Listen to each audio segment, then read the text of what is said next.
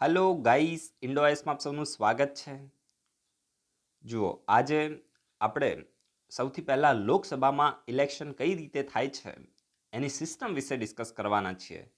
Most important છે. તો જુઓ, આપણા કોન્સ્ટિટ્યુશનની અંદર લોકસભામાં ડાયરેક્ટ ઇલેક્શન થશે આ પ્રકારે મેન્શન કરેલું છે. પણ આ ડાયરેક્ટ ઇલેક્શન મન ફાવે એમ ના કરી દેવાય. એની માટે કોઈ પ્રોપર સિસ્ટમ હોય ને, તો તમે બધાએ ટેરિટોરિયલ કોન્સ્ટિટ્યુઅન્સીનું નામ સાંભળ્યું હશે. જેમ કોઈ વડાપ્રધાન મોદી છે તો એ વારાણસી છે, એના સિવાય જે વડોદરા છે તો એમાંથી એમને ઇલેક્ટ થયા હતા, સમજી ગયા. તો એવી રીતે જે અમિત શાહ છે તો એ આપણા જે ગાંધીનગર છે તો ત્યાંથી ઇલેક્ટ થયા હતા. તો બધી ટેરિટોરિયલ કોન્સ્ટિટ્યુઅન્સીઝ હતી. તો જુઓ, આપણું જે કોન્સ્ટિટ્યુશન છે ને, તો એની અંદર બે પ્રોવિઝન છે. કેવી? એક છે ટેરિટોરિયલ કોન્સ્ટિટ્યુઅન્સીઝ માટે, અને બીજું કે કોઈ સ્ટેટ છે તો એને લોકસભામાં કેટલી સીટો મળશે, તો એના સંદર્ભમાં the constitution makes the following two provision. હવે એ બે પ્રોવિઝન કઈ છે? તો જુઓ, each state is allotted the number of the seat in the Lok Sabha in such a manner that the ratio between the number and its population is same for all state. આ સ્ટેટમેન્ટથી તમે શું સમજ્યા કે દરેક રાજ્યોને એની પોપ્યુલેશન જેટલી છે તો એ પ્રમાણે એને લોકસભાની અંદર એ પોપ્યુલેશનના રેશિયોમાં એને સીટ આપવામાં આવે છે. હવે જો અત્યારે આપણા ગુજરાતની આપણે લોકસભામાં સીટો જોઈએ તો 26 છે અને રાજ્યસભામાં જોઈએ તો 11 છે. પણ મારે તમને અત્યારે જસ્ટ ખાલી એક્સપ્લેન કરવું છે, એટલે અત્યારે જસ્ટ ખાલી આપણે હાઇપોથેટિકલ એક્ઝામ્પલ લઈએ છીએ કે ગુજરાતની પોપ્યુલેશન છે તો એને આપણે શું રાખી દઈએ, એને આપણે 5 કરોડ રાખીએ છીએ. કોઈ પ્રોપર નંબર ચેક કરવા ના જતા, અત્યારે જસ્ટ ખાલી એક્સપ્લેન કરવાનું છે એટલા માટે કહું છું. હવે માની લો કે આ લોકોએ એવું નક્કી કરેલું છે કે 5 કરોડની પોપ્યુલેશને આપણે કેટલી સીટો દેવાની છે, તો 5 કરોડની પોપ્યુલેશને આપણે 5 સીટો લોકસભાની દેવાની છે, આવું નક્કી કરેલું છે. જસ્ટ ખાલી સમજો. હવે માની લો કે ગુજરાતની 5 કરોડ પોપ્યુલેશન છે તો આપણને 5 સીટો મળી.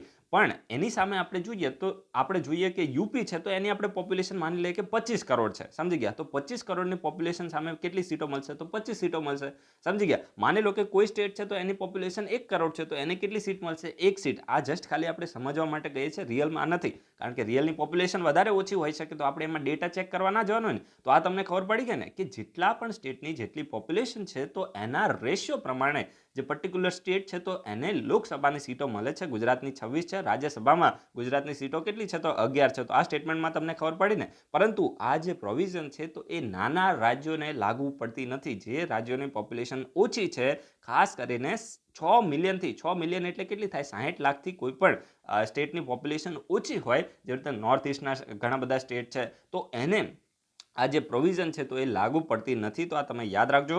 Inch state is divided into the territorial constituencies in such a manner that the ratio between the population of each constituency and the number of the seat allotted to it the same throughout the state. એટલે કહેવા શું માંગે છે કે આ તો ઉપર આપણે તો બે સ્ટેટની વાત કરી, ઇન્ટર સ્ટેટની વાત કરી, પણ હવે આપણે ઇન્ટ્રા સ્ટેટની વાત કરીએ. હવે આપણે માની લે કે આપણા ઘરની વાત કરીએ, આપણે બીજાની પંચાયત નથી કરવી, આપણે ગુજરાતની જ વાત કરીએ કે ગુજરાતની અંદર આપણે 26 લોકસભાની સીટો છે. તો આ 26 લોકસભાની સીટને એ રીતે એને કોન્સ્ટિટ્યુઅન્સીમાં બાંટવામાં આવે કે દરેક કોન્સ્ટિટ્યુઅન્સીમાં જે લોકો છે તો એની સંખ્યા સેમ રહેવી જોઈએ. તમે આનાથી શું સમજ્યા?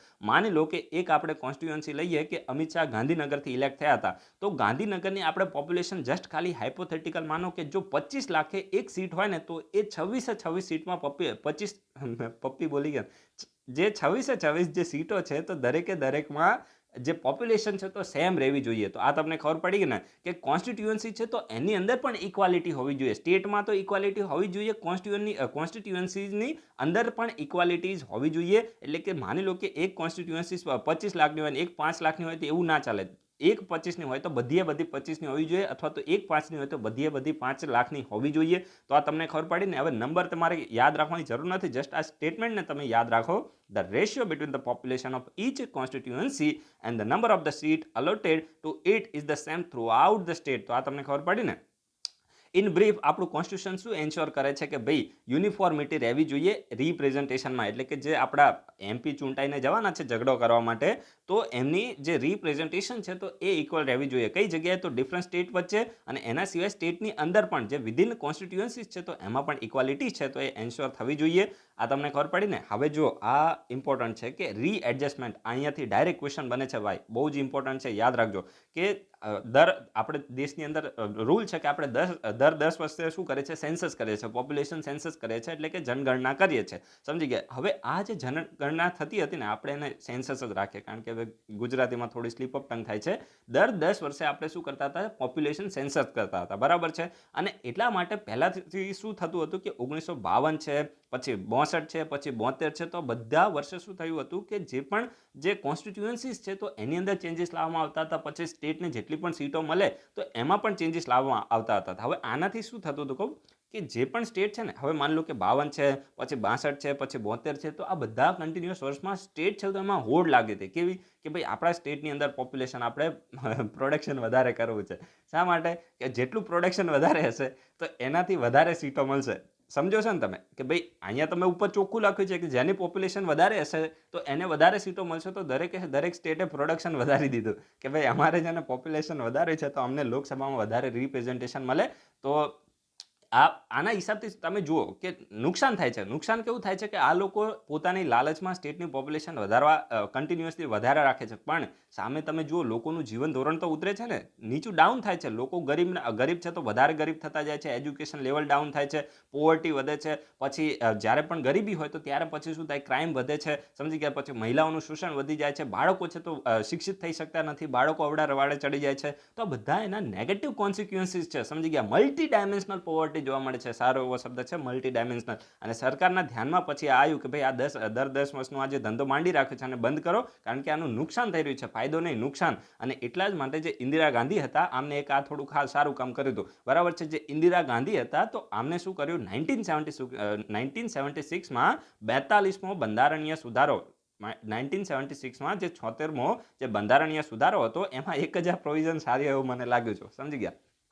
તો 42માં બંધારણીય સુધારા દ્વારા એમને શું કરી દીધું કે દર 10 વર્ષે જે ખાસ કરીને જે સીટોનું અલોકેશન ને કોન્સ્ટિટ્યુઅન્સી છે એની અંદર ચેન્જીસ કરવામાં આવતા હતા તો એને ફ્રોઝ કરી દીધું, એટલે કે એને બંધ કરી દીધું. કે હવે જો આપણે આજે દર 10 વર્ષે સેન્સસ પછી આ બધા નાટકો કરીએ છીએ અને આપણે બંધ કરી દેવાના છે, ક્યાં સુધી, તો 2000 સુધી એને આપણે બંધ કરી દેવાનું છે. ત્યાં સુધી કોઈ પણ પ્રકારનો ચેન્જીસ નહીં આવે. અત્યારે જે પણ છે અને 1971ની જે પોપ્યુલેશન છે તો એના લેવલ ઉપર આમને ડિસિઝન લીધો ક્યારે, 1976માં, કે હવે 2000 સુધી આપણે કશો પણ ચેન્જ કરવાનો નથી. જેટલી પણ સીટો જેટલા સ્ટેટને મળી છે એ બધું એમને એમ રાખો, હવે કંઈ ચેન્જ નહીં થાય. આવું કોને કીધું, તો ઇન્દિરા ગાંધીએ 42nd કોન્સ્ટિટ્યુશન અમેન્ડમેન્ટ એક્ટ પસાર કર્યો. તો એમાં આ પ્રકારની પ્રોવિઝન કરવામાં આવી. ક્યાં સુધી, તો યાદ રાખજો 1976માં આ પ્રકારનું ડિસિઝન લેવામાં આવ્યો કે પોપ્યુલેશન છે તો એનું હવે સેન્સસ થાય એના પછી આપણે કોઈ પણ પ્રકારનો ચેન્જીસ કરવાનો નથી સીટના અલોકેશનમાં, અને જે પણ કોન્સ્ટિટ્યુઅન્સીસ છે તો એની અંદર ચેન્જ કરવાની અંદર, સમજી ગયા. પરંતુ હવે જો થોડો ટર્ન આવે છે, the ban on readjustment was extended for another 25 year. અહીંયા તમે જુઓ આ જે બેન હતો તો એને 84મો જે બંધારણીય સુધારો હતો, કોન્સ્ટિટ્યુશન અમેન્ડમેન્ટ એક્ટ હતો 2001નો, તો એમાં આ જે બેન હતો તો એને વધારે કેટલા વર્ષ સુધી, તો વધારે 25 વર્ષ સુધી. અહીંયા તમે જુઓ 1976થી વધારે 25 વર્ષ સુધી, એટલે કે 2026 સુધી, કારણ કે આ તો 2000 સુધી જ ચાલવાનો હતો ને, પણ 2000થી પછી પાછા 25 વર્ષ વધારીને એને 2026 સુધી 84મો જે બંધારણીય સુધારો હતો 2001માં તો એના દ્વારા એક્સટેન્ડ કરી દેવામાં આવ્યો. તો આ યાદ રાખજો. અત્યારે હવે જો આપણે અત્યારનું જે કરીએ છીએ ને તો એ કઈ પોપ્યુલેશનના બેઝિસ ઉપર છે, તો એ પોપ્યુલેશન સેન્સસ 2001ના બેઝિસ ઉપર છે. કઈ રીતે હું તમને કહું છું, તો જો આ 84મો બંધારણીય સુધારો જે 2001માં પસાર થયો ને તો એને શું કીધું કે ભાઈ ઇન્દિરા ગાંધીએ 42મા બંધારણીય સુધારાથી જે બેન લગાવ્યો હતો એને અમે 2026 સુધી એક્સટેન્ડ કરીએ છીએ. પરંતુ આમાં એવી પ્રોવિઝન આપવામાં આવી કે આ જે બેન આપણે એક્સટેન્ડ કર્યો છે તો એમાં સીટનું જે અલોકેશન થયું છે ને, જેમ મેં તમને સૌથી પહેલા કીધું ને કે ગુજરાતની આટલી લોકસભામાં સીટો છે ને યુપીને આટલી છે, તો સીટનું અલોકેશન છે એમાં કોઈ પણ પ્રકારનો ચેન્જીસ નહીં થાય. પણ જે કોન્સ્ટિટ્યુઅન્સીસ છે એટલે કે રાજ્યની અંદરની કોન્સ્ટિટ્યુઅન્સીસ છે તો એની અંદર કોઈ પણ સુધારા વધારા રીએડજસ્ટમેન્ટ કરવું હોય તો કરી શકાશે. પ્રોવિઝન યાદ રાખજો, સમજવા જેવું છે કે અંદર સ્ટેટની અંદર તમારે જે પણ મારી મચોડી ચવાણું બનાવવું એ તમે કરી શકો છો, પણ જે ઇન્ટર સ્ટેટ છે એટલે કે જેટલી પણ સ્ટેટને પોપ્યુલેશન મળી છે તો પોપ્યુલેશનના બેઝિસ ઉપર સીટો મળી છે તો એમાં કોઈ પણ પ્રકારનો ચેન્જીસ લાવવાનો નથી. આ તમને ખબર પડી ને કે ભાઈ તમે કોન્સ્ટિટ્યુઅન્સીસ છે તો એની અંદર માન લો કે પહેલા 25 લાખના બેઝિસ ઉપર એક કોન્સ્ટિટ્યુઅન્સીસ હતી તો એક કોન્સ્ટિટ્યુઅન્સી હતી તો એને ચેન્જ કરીને તમે 50 લાખ કરી દીધી તો એ તમે અંદર રીએડજસ્ટમેન્ટ કરી શકો છો. પરંતુ જે રાજ્ય છે તો એને કેટલી સીટો મળી છે અને એને કેટલી વધારવાની તો એ બધું અત્યારે તમે નહીં કરી શકો. 2026 સુધી એને એક્સટેન્ડ બેન છે તો એને એક્સટેન્ડ કર્યો. પછી આમાં આ 84મો બંધારણીય સુધારો હતો તો એમાં શું કહેવામાં આવ્યું હતું કે આ જે તમે કોન્સ્ટિટ્યુઅન્સીઝની અંદર ઇન્ટરનલ ચેન્જીસ કરશો તો એ કયા સેન્સસના બેઝિસ ઉપર કરશો તો 1991માં જે જનગણના થઈ એના બેઝિસ ઉપર. પરંતુ પછી આવ્યું 87th કોન્સ્ટિટ્યુશન અમેન્ડમેન્ટ એક્ટ અને આને શું કીધું 87માં જે અમેન્ડમેન્ટ એક્ટ હતો 2003માં તો આને એવું કીધું કે ભાઈ તમે જે સ્ટેટની કોન્સ્ટિટ્યુઅન્સીસ છે તો એનું ડિલિમિટેશન એટલે કે એની અંદર સુધારા વધારા તમે કરશો તો એ તમે 2001ના સેન્સસના બેઝિસ ઉપર કરશો. એટલે કે જે લેટેસ્ટ સેન્સસ થયું છે જનગણના થઈ છે તો એના બેઝિસ ઉપર કરો. સમજી ગયા? 1991ના બેઝિસ ઉપર નહીં. તો આ તમને ખબર પડી ને. આજે 87મો બંધારણીય સુધારો હતો તો એને 1991મું સેન્સસ કીધું. પરંતુ આ જે ડિલિમિટેશન ઓફ ધ કોન્સ્ટિટ્યુઅન્સીસ છે તો એ ખાસ કરીને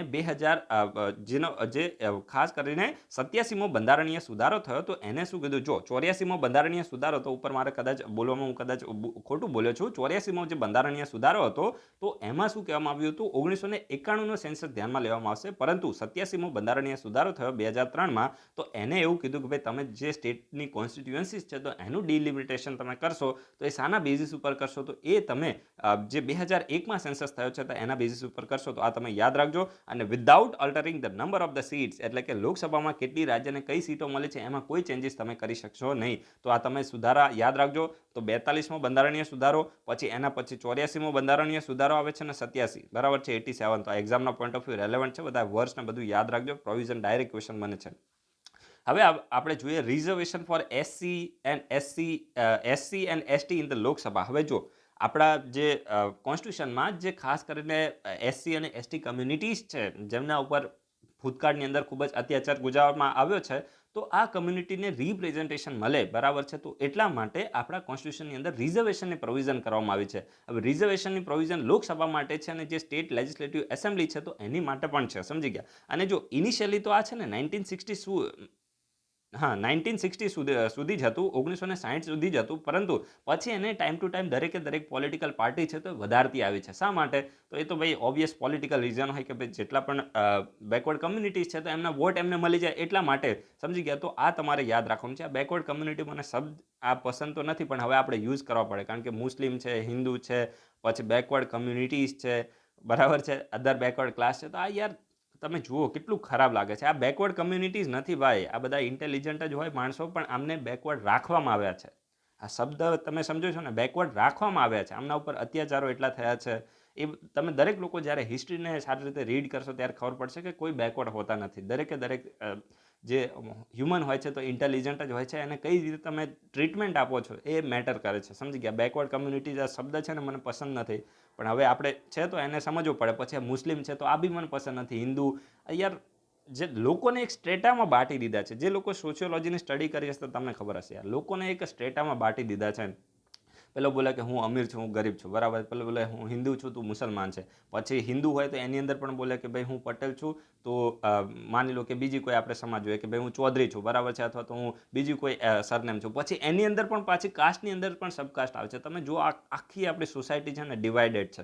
સમજી ગયા? ડિવાઇડેડ, આખી સોસાયટી આપણી ડિવાઇડેડ છે ને આ ખૂબ જ ખરાબ વસ્તુ છે. કોઈ લોકો બેકવર્ડ હોતા નથી, લોકોને બેકવર્ડ રાખવામાં આવે છે. જો એ લોકોને ઓપોર્ચ્યુનિટી આપવામાં આવે તો એ લોકો પણ આગળ વધી શકે છે. તો હવે આપણે આની ઉપર આવી જઈએ મેઇન ટોપિક ઉપર કે જે આપણું કોન્સ્ટિટ્યુશન છે તો એમાં જે એસસી અને એસટી છે તો એમને લોકસભાની અંદર રિપ્રેઝન્ટેશન મળે તો એ માટે આ પ્રકારની પ્રોવિઝન છે તો એ કરવામાં આવી છે. It provided for the reservation of the seats four schedule caste and schedule tribe in the Lok Sabha. એટલે કે લોકસભાની અંદર શેડ્યુલ કાસ્ટ અને શેડ્યુલ ટ્રાઇબની સીટ છે તો એને એની રિઝર્વ રાખવા માટેની પ્રોવિઝન છે તો આપણા કોન્સ્ટિટ્યુશનની અંદર કરવામાં આવી છે. And originally the reservation was to operate for 10 years only. એટલે કે ઓરિજિનલી છે ને 1960 સુધી જ રિઝર્વેશન છે તો એ રાખવામાં આવી હતી એસસી અને એસટી માટે અને એંગ્લો ઇન્ડિયન માટે. સમજી ગયા? એંગ્લો ઇન્ડિયનનું છે તો 104મો બંધારણીય સુધારો છે તો એના દ્વારા ખતમ કરી દેવામાં આવ્યું. પણ હવે ટર્નિંગ પોઈન્ટ છે, યાદ રાખજો કે 104મો બંધારણીય સુધારો છે તો આમાં જ જે એસસી અને એસટી માટેની જે રિઝર્વેશન છે તો એને ફરીથી 10 વર્ષ માટે એક્સટેન્ડ કરી દેવામાં આવી છે, સમજ્યા ને? તો 104માં બંધારણીય સુધારામાં 2 કાંડ થયા. કયા? તો એક તો એંગ્લો ઇન્ડિયન છે તો એની રિઝર્વેશનને ખતમ કરી દીધી, પણ પછી જે એસસી અને એસટી છે તો એની રિઝર્વેશન છે તો એને કહેવાય ને કે 10 વર્ષ માટે એટલે કે 2030 સુધી એક્સટેન્ડ કરી દેવામાં આવી છે. તો લક્ષ્મીકાંત છે તો અપડેટ નથી, પણ આપણે અપડેટ છીએ, જોયું છે ને? અહીંયા આ લોકોએ 95th હજુ પણ ચાલે, કારણ કે બુક છે તો પહેલાં છપાઈ ગયું હોય તો ઓબ્વિયસ છે. તો એટલા માટે થોડું તમારી બુકની અંદર જે કરેક્શન છે તો કરી દેજો. અહીંયા મેં લખીને રાખ્યું છે, જે લોકોએ લખવું હોય તમે નોટ ડાઉન કરી શકો છો. અને આ જે 104મો બંધારણીય સુધારો છે ને એમાં સ્ટેટ લેજિસ્લેટિવ એસેમ્બલી છે તો એમાં પણ રિઝર્વેશન એક્સટેન્ડ કરવામાં આવી છે. ધ સીટ્સ આર રિઝર્વ, સમજી ગયા? The seats are reserve for the schedule caste and schedule tribe. They are elected by all the voter in a constituencies. એટલે જો તમે સમજો, ખૂબ જ ઇમ્પોર્ટન્ટ છે કે સીટો છે, માની લો કે આપણે ગુજરાતમાં છે ને 26 સીટો છે, અત્યારે ગુજરાતની અંદર 26 સીટો છે ને આપણે માની લઈએ કે 26 સીટોમાંથી 2 સીટો છે તો એસસી માટે અને 1 સીટ છે તો એસટી માટે રિઝર્વ છે, અથવા તો 3 સીટ છે તો એસટી માટે રિઝર્વ છે. આવી પ્રોવિઝન છે, બરાબર? હવે માની લો કે 2 સીટ એસસી માટે રિઝર્વ છે ને તો આ 2 સીટ ઉપર એસસીનો કોઈ કેન્ડિડેટ ઊભો રહેશે તો એવું નહીં કે એસસીનો કેન્ડિડેટ, માની લો કે આપણી ગાંધીનગરની જે કોન્સ્ટિટ્યુઅન્સીસ છે, બરાબર છે, કોન્સ્ટિટ્યુઅન્સી, તો એની અંદર કોઈ એસસીનો કેન્ડિડેટ ઊભો રહ્યો હોય, માની લઈએ, તો એવું ના હોય કે ગાંધીનગરમાં ફક્ત એસસીના લોકો જ એને વોટ આપશે, તો એ સેપરેટ થઈ જાય ને. એ તો અંગ્રેજો આવું ચાહતા હતા, આપણા દેશમાં તો એવું નથી ને, એ સેપરેટ ઇલેક્ટોરેટ થઈ જાય. તો એટલા માટે એ એસસીનો કેન્ડિડેટ હોય એની માટે સીટ રિઝર્વ હોય, પણ એ કોન્સ્ટિટ્યુઅન્સીમાં રહેતા દરેક લોકો એને વોટ આપશે, સમજી ગયા? એવું નહીં કે એ જાતિના લોકો જ એને વોટ આપશે, સમજી ગયા? તો એ તમારે યાદ રાખવાનું છે કે એવું કોઈ જરૂરી નથી કે એ વ્યક્તિ રિઝર્વ સીટ ઉપર ઊભો રહે તો એને ફક્ત એની કેટેગરીના જ લોકો એને વોટ આપશે, એવું નથી. દરેક એ કોન્સ્ટિટ્યુઅન્સીમાં જેટલા પણ લોકો આવતા હોય એને વોટ આપે છે. તો આ તમને ખબર પડી. હવે બીજું ઇમ્પોર્ટન્ટ પ્રોવિઝન શું આવે છે? A member of a schedule caste and schedule tribe is also not debarred from contesting election in a general or not reserve seat. એટલે આનાથી તમે શું સમજો છો? મેં તમને કીધું કે 26 છે.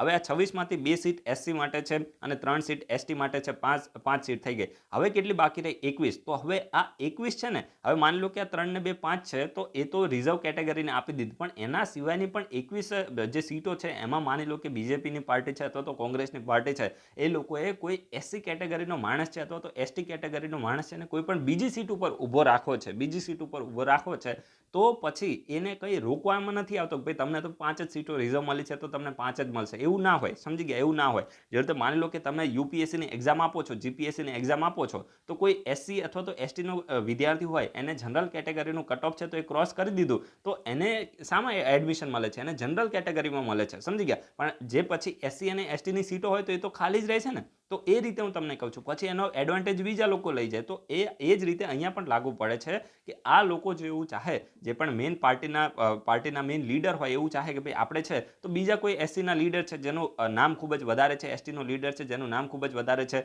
તો એવા જે એસસી એસટીના જે લીડર હોય તો એ લોકોને વધારે સીટો પણ આપી શકે છે ને એમાંથી એના ઉપર કોઈ રોક લગાવવામાં આવી નથી. Not debarred from contesting a general election on non reserve seat. તો આ તમને ખબર પડી ને. હવે પછી આપણે જોઈએ કે લોકસભામાં લોકો જીતે છે કઈ રીતે.